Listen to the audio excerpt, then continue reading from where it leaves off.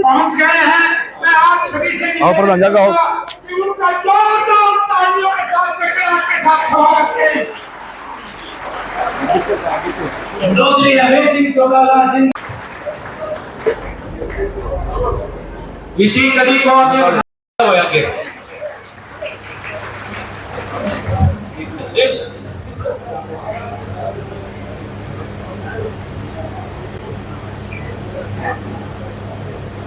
और भाई अभय सिंह भी मर्यादा पुरुषोत्तम ये जो कहते हैं वो करते हैं। एक बार जोरदार तालियां। चौधरी अभय सिंह चौटाला जिंदाबाद। अब मैं शामिल हो रहे हैं, इनका स्वागत है और इनको इस परिवार में पूरा मान सम्मान और जिम्मेदारी जो सौंपी जाएगी वो इसको पूरा करने का काम करेंगे। एक बार जोरदार तालियां इन दोनों हमारे साथियों के लिए और जो चार हमारे परिवार के सदस्य बने इनके लिए जोरदार। जिंदाबाद। मैं अब ज्वाइनिंग के बाद हमारे आदरणीय सरपंच साहब राजगढ़ जी और जयलाल, एक बार जोरदार तालियां।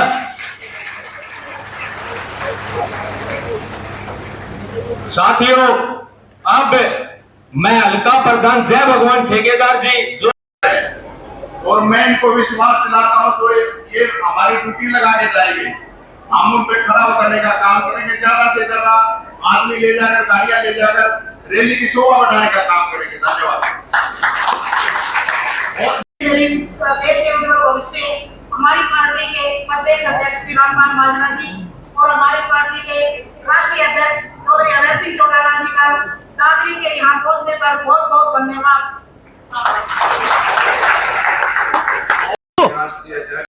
ठीक उसी प्रकार से चौधरी देवीलाल का जन्मदिन भी आए उल्लास के साथ मनाते हैं।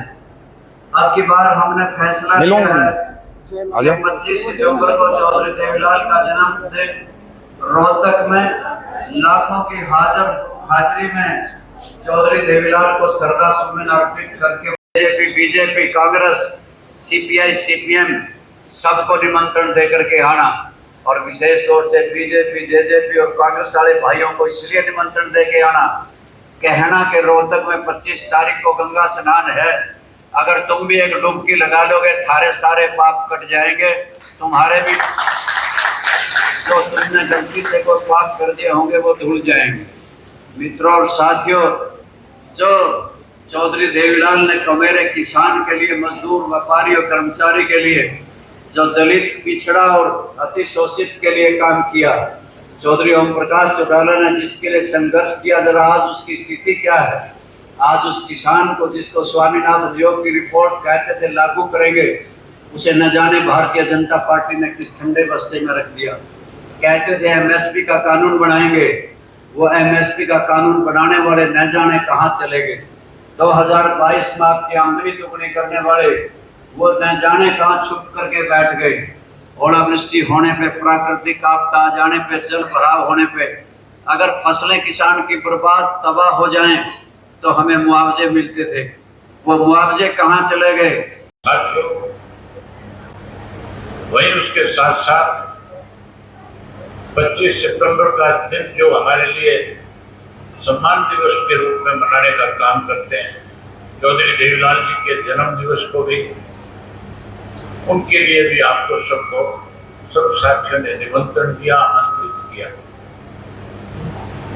अगर मैं उन्हीं बातों को दोहराऊंगा तो बहुत लंबा समय लग जाएगा। पहले भी आज मौसम खराब है, आप भी काफी देर से बैठे हो, हम भी घंटा लेट आए। मैं और माजरा साहब पिछले 1 साल से लगातार हरियाणा प्रदेश में आपकी पार्टी का मजबूत संगठन खड़ा हो, बूथ के स्तर के ऊपर संगठन की जिम्मेवारियां साथियों को लगाई जाए, जिसके लिए लगातार पूरे प्रदेश भर में गांव, शहर और कस्बे में जा रहे थे। हम जब वहां लोगों से मिल रहे थे, बातचीत कर रहे थे, जब हम उनसे पूछ रहे थे कि बीजेपी की तीसरी बार सरकार कैसे बढ़ी, तो लोग बड़े खुल करके इस बात को कह रहे थे, हम तो भाजपा की दूसरी बार में सरकार नहीं बढ़ने देना चाहते थे। हमने तो सन 2019 में बीजेपी को सत्ता से पार कर दिया था। हमने 40 पे रोक दिया था, 50 विपक्ष के जिता दिए थे। लेकिन बदकिस्मती थी हमारी कि कुछ ऐसे लोग चुन करके आए, ऐसे लोग जीत करके आए जो नारे देते तो ये थे कि हम चौधरी देवीलाल जी की नीतियों को आगे बढ़ाएं। कहते तो ये थे, बीजेपी ने 75 पार का जो नारा दे रखा है, हम इस 75 पार के नारे को जमुना पार करेंगे। अनेक तरह के वायदे करते थे, युवाओं को कहते थे कि तुम्हारे लिए हरियाणा प्रदेश में 75% नौकरी की व्यवस्था कर देंगे। अनेक वायदे किए थे, लेकिन साथियों जब चुनाव के नतीजे आए, जब उनकी पार्टी के 10 जीत गए, तो जो भाजपा का सबसे ज्यादा विरोध करते थे, उन्होंने फिर भारतीय जनता पार्टी की सरकार बना करके चौधरी देवीलाल की नीतियों को बीजेपी के गिरवी रख दिया। खुद सत्ता में शामिल हो गए और सत्ता में शामिल होने के बाद 5 वर्ष तक प्रदेश को दोनों हाथों से लूटा। उस 5 वर्ष में 20 से ज्यादा घोटाले हुए। सबसे पहले धान का घोटाला हुआ। किसान मंडी में जब धान बेचने गया, सरकारी खरीद जो एजेंसियां कर रही थी 250-300 रुपए पर क्विंटल के हिसाब से कम दे रहे थे। मैंने विधानसभा में जब इस मामले को मुख्यमंत्री के सामने उठाया, तो मुख्यमंत्री ने भूपेंद्र सिंह हुड्डा की मेरी कमेटी बना दी कि आप मंडियों में जाओ, पता करके आओ सही मायने में किसान को इस तरह से कोई परेशान किया जा रहा है। मैंने कहा कि मेरे पास सबूत है, मैं मंडियों में गया हूं, किसानों से मिला हूं, जो जेब फार्म दिए जाते हैं उनमें 250 रुपया कम करके ये कह करके काट लिया जाता है कि तुझे नगद दे दिया। मुझे कहने लगा इंक्वायरी कराऊंगा, आज तक कोई इंक्वायरी नहीं है। उसके बाद शराब का घोटाला हुआ और शराब के बाद साथियों रजिस्ट्री घोटाला हुआ। फिर तो तालाब की खुदाई और सफाई का भी घोटाला हुआ, पेपर लीक घोटाला हुआ और उसके साथ साथ सरकारी दवाइयों की जो खरीद हुई थी 550 करोड़ रुपया सरकारी दवाइयों की खरीद में सत्ता में बैठे लोग डकार के खा गए। जब ये घोटाले हो रहे थे तो लोग परेशान थे, हर वर्ग के लोग दुखी थे। मैं जब यात्रा के दौरान गांव में जा रहा था तो लोग मुझे खुल के कह रहे थे कि अब की बार हम इनको सत्ता से पार करेंगे।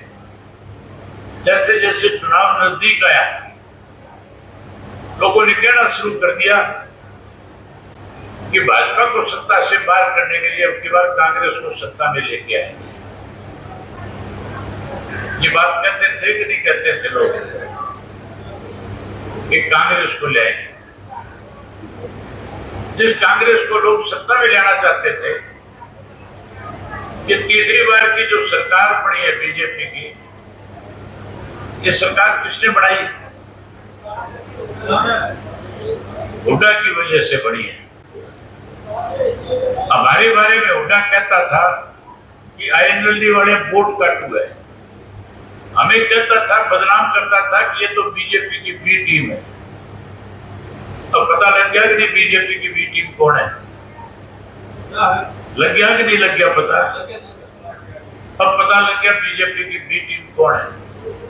कैसे कांग्रेस ने, कैसे हुड्डा ने बीजेपी की सरकार बनाने में मदद करी, इस बात की भी जानकारी है कि नहीं आपको? इसने लोग तो सरकार बना रहे थे, अजय षड्यंत्र रच रहा था, और षड्यंत्र रच रहा कैसे, इसके बारे में थोड़ा सा आपको बताना चाहूंगा।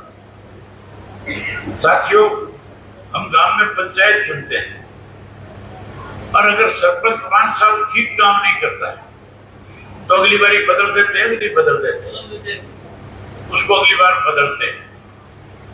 एमएलए भी अगर सही ढंग से काम नहीं करेगा उसको भी बदलते हैं, नहीं बदलते, उसको भी बदल देते हैं। हुड्डा के पास 30 कांग्रेस के सिटिंग एमएलए थे और जब नए सिरे से चुनाव आता है, टिकटें बांटते हैं, तो हर पार्टी सर्वे कराती है। सर्वे मैंने भी कराया था, कांग्रेस ने कराया था, सर्वे बीजेपी ने भी कराया था। सर्वे की रिपोर्ट में एक बात सबके सामने आ रही थी कि मौजूदा कांग्रेस के 30 विधायकों को अगर दोबारा टिकट दे दिया तो इस 30 में से 16 चुनाव आ जाएंगे, और अगर 16 नए चेहरे उतार दिए तो कांग्रेस 30 की 30 सीट भी जीत सकती है। बच्चा बच्चा कहता था कांग्रेस का राज बनेगा। बीजेपी वालों को भी लग रहा था कि तुम्हारा राज जा रहा है। बीजेपी के नेताओं ने आपस में बातचीत करके और ईडी की रेड डलवा दी हरियाणा प्रदेश में अलग अलग बिल्डरों के घरों में। जब ईडी ने रेड मारी तो ईडी ने रेड मार करके और हुड्डा के खिलाफ मुकदमा दर्ज कर दिया। ये कह के मुकदमा दर्ज करा कि हुड्डा के टाइम में जो लाइसेंस दिए गए वो लाइसेंस जो है गलत तरीके से दिए गए, इसलिए इसके खिलाफ पर्चा दर्ज करो। हुड्डा के खिलाफ पर्चा दर्ज हुआ था कि नहीं हुआ था? 15 दिन पहले पर्चा दर्ज हो गया था और हुड्डा को गिरफ्तार नहीं किया। गिरफ्तार करने के बजाय उसको इशारा कर दिया कि आप बीजेपी के नेताओं से बात करो ताकि आपकी जान बच जाए, आपको जेल ना जाना पड़े। हुड्डा बीजेपी के नेताओं से संपर्क किया और संपर्क करके उसने उनसे पूछा, बताओ मैं आपकी क्या मदद कर सकता हूं? उन्होंने कहा कि आप एक ही मदद करो हमारी, जो तुम्हारे 30 सिटिंग एमएलए, इन 30 को हाईकमांड से टिकट दिलवा दे। हुड्डा गया राहुल गांधी के पास और राहुल गांधी से जाकर के कहने लगा कि मेरे को खबर मिली है अगर इन 30 में से किसी का टिकट काट दिया तो आधे से ज्यादा बागी हो जाएंगे। अगर ये बागी हो गए, दूसरी पार्टियों में चले गए तो बड़ी बड़ी सरकार को कहीं ना कहीं रुकावट पैदा हो जाएगी। राहुल गांधी ने हुड्डा की बात मान ली और सिटिंग 30 के 30 एमएलए को टिकट दे दी। नतीजा जब आया तो जो रिपोर्ट में सर्वे में आया था वही रिजल्ट आ गया। 30 में से 16 बीजेपी के कैंडिडेट कांग्रेस के आगे, बीजेपी के जीत गए। उसके बाद भी 16 तो वो हरवाए, 9 और अलग हरवा दिए। 9 और कैसे हराए थे? ऐसे लोगों को टिकटें देती जो जीत नहीं सकते थे। आपके साथ सत्ता बांटना हल्का है। बांटना के अंदर अगर कोई बांटना हल्के के किसी साथी को टिकट दे दिया जाता तो वो जीत जाता कि नहीं जीत जाता? फिर वो जीत जाता। मैं ऐसे को जाकर के टिकट दी जो 4 बार लुहारों में आके आया था। जिसकी लुहारों में बार कौन पड़ी वो बांटना दाव लगा हुआ था, उसको जिता के ले जाना चाहता था। तो फिर किस तरह से बीजेपी की मदद करी? एक और बताता हूं आपको। उचाना हल्के में वीरेंद्र सिंह का लड़का चुनाव लड़ा था। राहुल गांधी ने उसको सीधी टिकट दी थी क्योंकि राहुल का वाकिफ था, जानने वाला था। राहुल ने उसको टिकट दे दी। हुड्डा को एक डर बैठ गया कि अगर ये जीत गया तो कल को राहुल गांधी तेरी जगह इसको लीडर बना देगा, तेरे लिए ये दिक्कत खड़ी कर देगा। उसके खिलाफ 3 खड़े कर दिए। एक तो कर दिया वीरेंद्र था भाई, वो चाणा हल्का में एक गांव है, क्या नाम उसका, गोगड़िया गांव का। दूसरा एक संडीवी गांव का कर दिया दिलबाग खड़ा। तीसरा कर दिया एक गड़ा चेयरमैन था, उठाने का उसको, और उनको बुला के ये कहा कि तुम तीनों चुनाव लड़ोगे, चुनाव हार जाओगे कोई फर्क नहीं पड़ता है, मैं चीफ मिनिस्टर बनूंगा, मेरे बनने के बाद तुम्हें ऐसे पदों पे बैठा दूंगा जो एमएलए से भी ज्यादा ताकत रखते हैं। उन तीनों ने चुनाव लड़ा। जहां विजेंद्र कई हजार वोट से जीत रहा था, 32 वोट से आ गया, इसलिए आ गया कि 60,000 वोट वो तीनों लेंगे जो इंडिपेंडेंट लड़ रहे थे। इस तरह से 2 सीटें और हराई इसने। जब 16-9-25 होगी तो भाजपा का राज बढ़ना था कि नहीं बढ़ना था? तो राज बढ़ाया किसने? हुड्डा ने राज बढ़ा दिया। अब सबको पता लग गया पूरे हरियाणा में। आज में 60वां विधानसभा क्षेत्र है आपका। इससे पहले 59 में जाकर के आया, लोगों से खुलकर के बात करी, पिछले 1 साल से लोगों से मिल रहा हूं। हर बच्चा कह रहा है कि अब की बार की सरकार हुड्डा ने बढ़वाई। हमें कह रहा था वोट काटने में, हम वोट काटने वाले नहीं है। लोकल का कार्यकर्ता तो कांग्रेस की रांद काटने वाला है। हमने पहले 4 बार कांग्रेस की रांद काटी है। आपको याद होगा सन 1977 में चौधरी देवीलाल ने कांग्रेस को सत्ता से बाहर किया, फिर सन 1987 में किया, 87 के बाद 99 में किया, और 99 के बाद 2000 में किया कि नहीं किया? अब फिर संगठित हो जाओ, इकट्ठे हो जाओ। पहले 4 बार कांग्रेस की काटी है, अब की 5वीं बार बीजेपी की रांद काटती है। काटते हो कि नहीं काटते हो? तो सही रांद काटनी चाहो, कांग्रेस की, बीजेपी की, जेजेपी की तो काट फूट दी तुमने। काटती कि नहीं काटती? जेजेपी की तो हालत बेचारी की इसी हो रही है कि चौधरी देवीलाल के नाम की तो पार्टी बना दी, जयंती बना नहीं सकते। जयंती बना सकते हैं क्या वो? जयंती तो मनाते तो फिर 25 तारीख को मनानी चाहिए थी। जयंती बना नहीं सकते, चौधरी देवीलाल का फोटो हटा दिया। तो नाम की राजनीति करना चाहते हैं। जब तक वो जिंदा थे तब तक नहीं फोटो लगाई, तब तक कभी मिलने भी नहीं गए। अब उनके नाम की राजनीति करनी चाह रहे। आप चिंता ना करो, थोड़े दिन में ये मेरी फोटो लगा के भी आऊंगे आप लोग। इनकी रान कटिए, बात कांग्रेस की भी रान काटने के लिए 25 तारीख को ज्यादा से ज्यादा रोहतक में आ जाओ। आ जाओगे सारे? बहुत मेहरबानी, बहुत धन्यवाद। जय हिंद, जय। चौधरी देवीलाल के निमंत्रण के लिए इकट्ठा हुए हैं, और ये केवल नमन के लिए इकट्ठा नहीं, निमंत्रण के लिए नहीं, ये भाजपा कांग्रेस को सत्ता से बाहर करने के लिए इकट्ठे हुए हैं।